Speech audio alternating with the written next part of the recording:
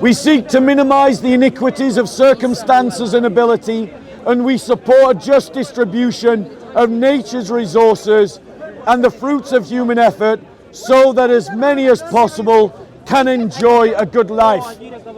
Notice how is leaning on the idea of communist economics.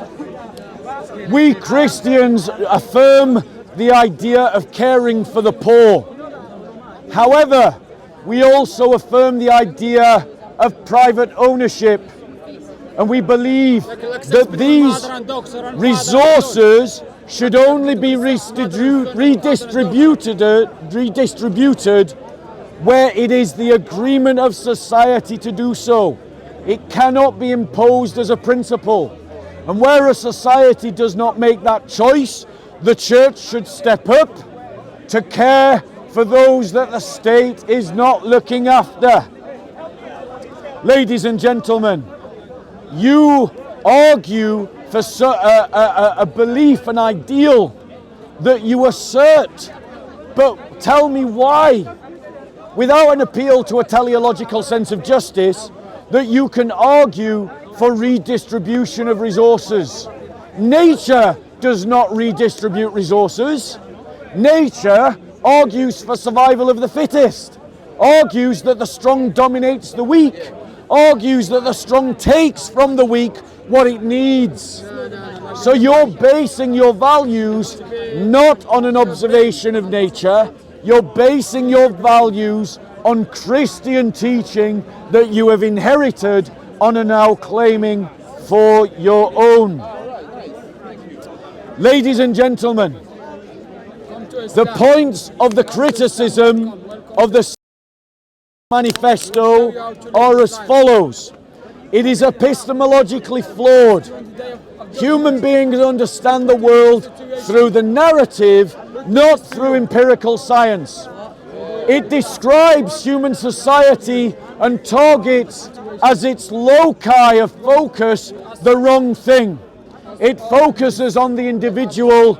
We say you should focus on the family. It says that the individual exists when it doesn't understand that the individual is a creation of community.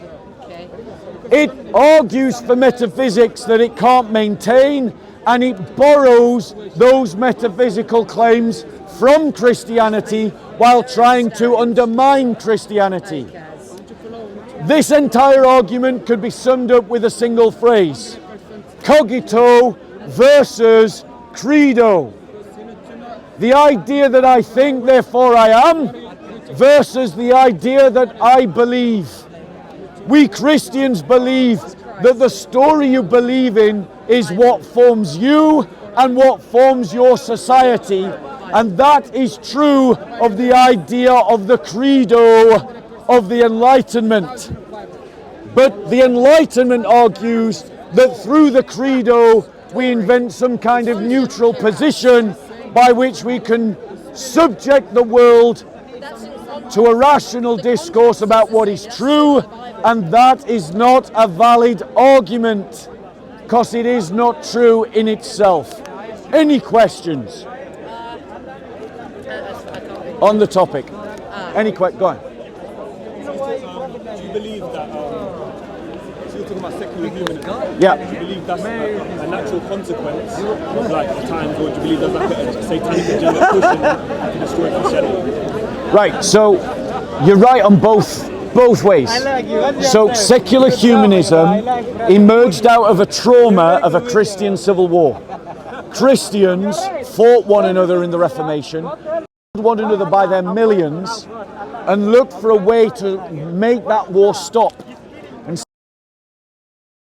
is born is born out of the desire to make the Reformation war stop. Humanism, however, predates the Reformation. It emerged out of the Renaissance. Christians are the one that gave the world the study of the humanities. Christians gave the world the idea of the human subject. And the humanists have borrowed that idea and ran with it and politicized it in liberalism. And that is what the devil is using, the lie of to wage war against God and his holy church. Any other questions? Okay. So let me address your question. Yeah, because that's a question that you've waited to ask. So how do we prove that? It's called the study of history. My statements are not controversial. Go and look up Tom Holland, a historian. He says what I am saying to you. Who's the historian that used to appear on Question Time? He now appears on GB News every now and then. He's got his own channel. It's David Starkey. David Starkey is another historian. He says the same thing.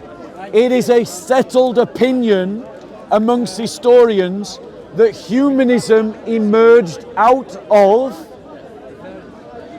the Christian world in the Renaissance. But it was different at that time to what it is from today. And they do that by looking at historical documents that talk about it. The word humanism, humanities, was first written down by Christians in the Renaissance. When the Renaissance was born, the idea was that Christians wanted us to study other topics other than just theology and philosophy. And so we started studying human behavior. And out of that, you emerge the human sciences that many of you now study, like economics, sociology, psychology, and so on. Any other questions, ladies and gentlemen? Questions or comments? Yeah, go on, a question. I'm not having a debate, I'm taking a question. What's your question? No, what's your question? No, wait.